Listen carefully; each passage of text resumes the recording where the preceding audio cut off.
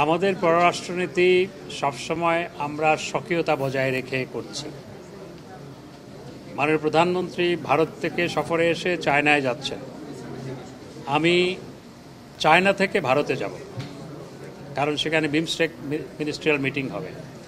সুতরাং আমাদের পররাষ্ট্রনীতি যে কত শক্ত ভিতের উপর প্রতিষ্ঠিত এবং সমস্ত রাষ্ট্রের সাথে সম্পর্ক আমরা যে চমৎকারভাবে মেনটেন করছি, বিএনপি বরং এজন্য আমাদেরকে ধন্যবাদ দেওয়া দরকার। যেখানে বিএনপি নেত্রী ভারতে গিয়ে গঙ্গার পানির কথা ভুলে যায়, তারা কিভাবে এই আমাদের পররাষ্ট্রনীতি নিয়ে প্রশ্ন করে বা ভারতের সাথে আমাদের সম্পর্ক নিয়ে প্রশ্ন করে। ভারত আমাদের বৃহৎ প্রতিবেশী, আমাদের তিন দিকে ভারত পরিবেষ্টিত। সুতরাং ভারতের সাথে সুসম্পর্ক বজায় রাখার মাধ্যমেই দেশকে এগিয়ে নিয়ে যেতে হবে, যেটি আমরা গত 15 বছর ধরে করে এসেছি। বিএনপি যখন ক্ষমতায় ছিল তখন বিএনপি বাংলাদেশকে ভারতীয় পণ্যের বাজারে রূপান্তরিত করেছিল। নগদের কাছে সব গ্রাহকই প্রিয়, তাই তো সারা দেশে ক্যাশ আউট চার্জ সবচেয়ে কম। এই যে সিএনজি ট্যাক্সি চলে, এগুলো অবাধে আসা শুরু হয় কখন? বিএনপি যখন ক্ষমতায়।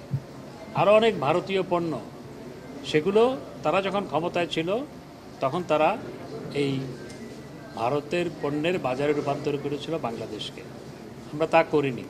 আমরা সমগ্র পৃথিবী থেকে পণ্য আনি, সমগ্র পৃথিবীতে রপ্তানি করছি।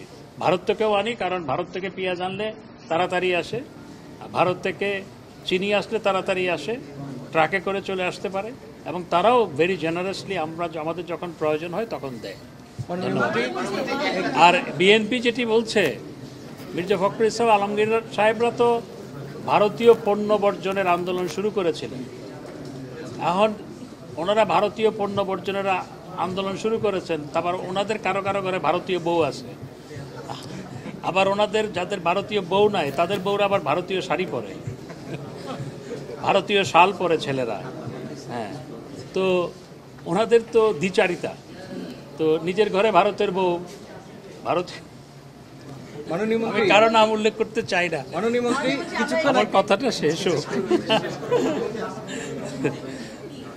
ভারতীয় শাড়ি পরে, তারপর ভারতীয় শাল পরে, আর ভারতীয় শাল পরে আন্দোলনে গিয়ে বলে ভারতের পণ্য বর্জন করো। এই ধরনের দ্বিচারিতা, এগুলো মানুষ হাসে। নগদের কাছে সব গ্রাহকই প্রিয়, তাই তো সারা দেশে ক্যাশ আউট চার্জ সবচেয়ে কম।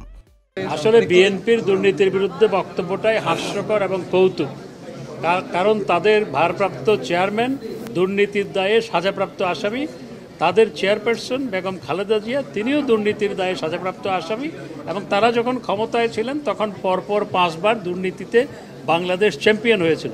তারা যখন দুর্নীতির বিরুদ্ধে কথা বলে, আমাদের অ্যাকশনগুলো নিয়ে প্রশ্ন তোলে, সেটিই বড় কৌতুক।